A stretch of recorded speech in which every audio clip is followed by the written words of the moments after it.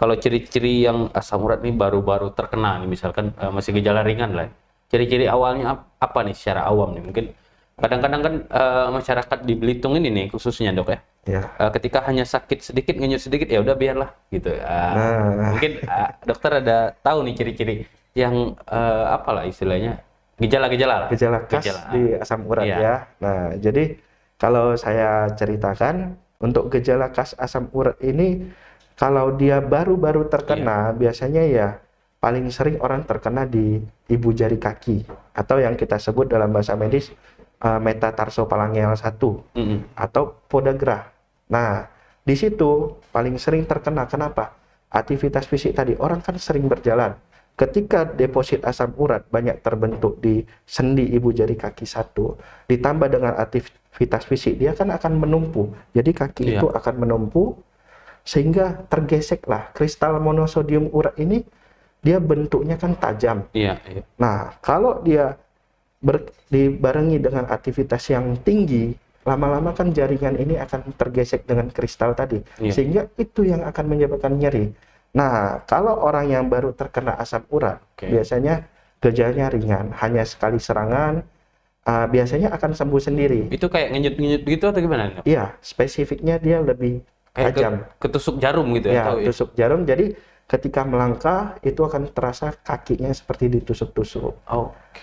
Nah, juga ada beberapa kalau yang masih baru-baru ya, pada saat tidur, tahu-tahu kok kakinya berdenyut sendiri, kayak dicucuk-cucuk. Nah, itu juga salah satu gejala daripada asam urat. Tapi itu baru ciri-ciri gejala ringan ya? Ya, gejala ringan. Kalau gejala beratnya gimana? Nah, kalau gejala beratnya bagaimana? Biasa kalau orang yang sudah bertahun-tahun kena, karena penyakit asam urat ini bukan sebentar, oh saya 1 bulan konsumsi tinggi asam urat, langsung kena asam urat kronis, tidak. Nah, setelah bertahun-tahun dia tidak tertangani dietnya atau pola makannya nggak teratur, nggak mau jaga makan, dalam artiannya itu akan terbentuk namanya tofus di sendi-sendinya. Tofus ini jadi semacam pembekuan daripada kristal asam urat. Nah, kalau sudah terbentuk itu, itulah yang kita katakan sebagai asam urat yang sudah berat. Berarti nah kalau yang ringan tadi ini dok, apa yang harus dilakukan oleh seseorang yang terkena, misalkan oh dia udah tahu nih gejalanya seperti ini, kayak cucuk jarum gitu ya.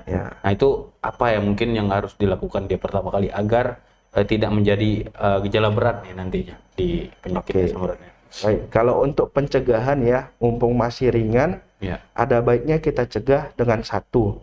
Yang paling penting tadi konsumsi. Kita batasi pola makan dengan diet yang rendah purin. Nah, hindari konsumsi makanan yang tinggi purin. Contohnya jeroan tadi, sayuran yang mengandung tinggi purin, terus daging merah. Boleh dimakan, boleh, tapi jangan sampai berlebihan. Jangan lupa untuk subscribe, like, dan komen channel ini.